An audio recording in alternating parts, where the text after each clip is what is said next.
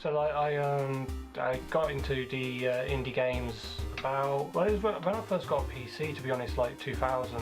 One of the first things I did was get into the whole modding thing, like playing Half-Life and Aliens vs Predator through mods, and that was my first sort of experience with people making their own kind of content, and it was really different. It was very community based and helpful, and that's one thing that's kind of stuck through indie games and the whole indie game community. There's been kind of a perfect storm for indie games recently, with sort of the resurgence of PC gaming and just the ease of accessibility of getting hold of video games. It's something which you will see many of these titles come out every week, every month, and with varying quality, obviously, but they're always there, and it's become very much a part of video games, just the same as a big box release is.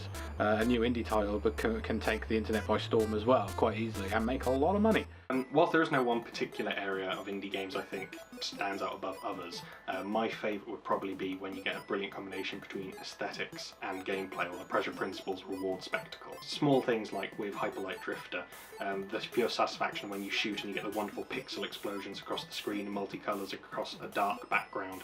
It's the sort of visuals that you tend to get in older games which you don't get as much in AAA games now. And I love the colourful experience. So something like Papers, Please was a really odd game. It's a game simulating that you're working as a border control officer in a non-disclosed European country, and that sounds horrifically boring. You say, yeah, you're just stamping passports and allowing people into the country or not, but actually what the game does is start giving scenarios and situations like, this person's ill, or this person's family might be there, or this kind of stuff, and you're just like, if I don't let this person in, is something going to happen? And then vice versa, you might let them in and then see in a newspaper article 5 people got killed because someone came into the country or something like this. Pixel art, for instance, I'm a huge fan of. And some of the examples I gave earlier of Hyperlight Drifter, or Papers, Please, or Fez, or even Terraria, you're getting games or an art medium which had largely died and is having a new renaissance within the indie sphere. And I think that's wonderful. Simple aesthetics need brilliant gameplay. My favourite video game is actually Barkley Shut Up and Jam Gaiden.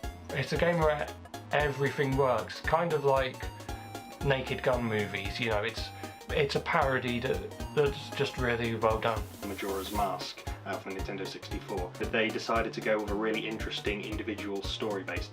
Games like Jet Set Radio, like Shenmue, like Phantasy Star Online, Power Stone. There was something about them. There was a vibrance and a colour which you don't get today.